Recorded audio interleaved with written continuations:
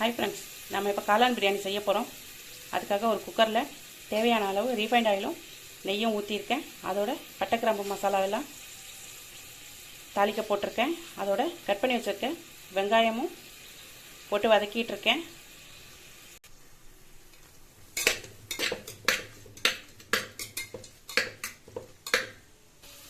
வெங்காயம் வதங்கிட்டு இருக்கு பாருங்கள்.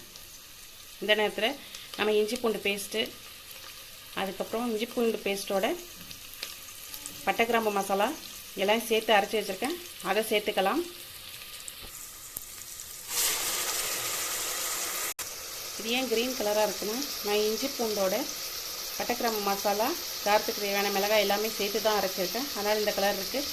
நீங்கள் இஞ்சி பூண்டு தனியாகவும் பட்டை கிராம்பு பொடி போடுறதா இருந்தாலும் அதையும் சேர்த்துக்கலாம். நீங்கள் இதோட பச்சை வாசனை போகிற வரைக்கும் கொஞ்சம் நல்லா வதக்கி விட்டுக்கப்போம்.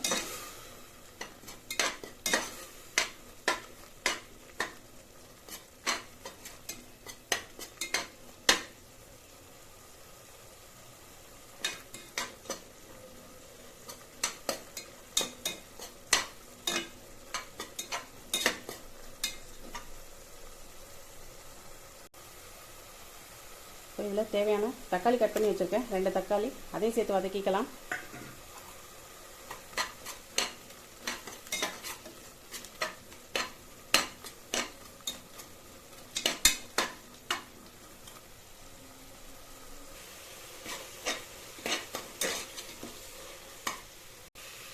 இஞ்சி பூண்டோட ராஸ்மெல்லும் போயிடுச்சு, தக்காளி நல்லா வதங்கிடுச்சு. இந்த நேரத்தில் நம்ம கட் பண்ணி க்ளீன் பண்ணி வச்சுருக்க காளானை சேர்த்துப்போம்.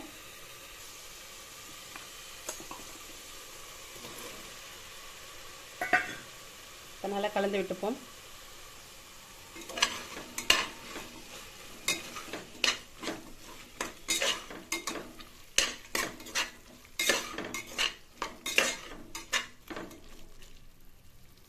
இந்த காளானோட ஃபுட் கலர், அப்புறம் தேவையான அளவு கல் உப்பு சேர்த்துப்போம்.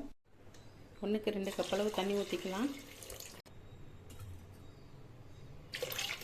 தண்ணி நல்லா கொதி வந்ததும் கலந்து வச்சுருக்க அரிசியை போட்டு மூடி வச்சு 3 விசில் வச்சு எடுத்தோம்னாக்கா அருமையான காளான் பிரியாணி ரெடி. நல்லா கொதி வந்துட்டுருக்கு பாருங்கள். இந்த நேரத்தில் அரிசியை போட்டுக்கலாம். பாருங்கள், கழுவி வச்சுருக்க பிரியாணி அரிசி போட்டாச்சு.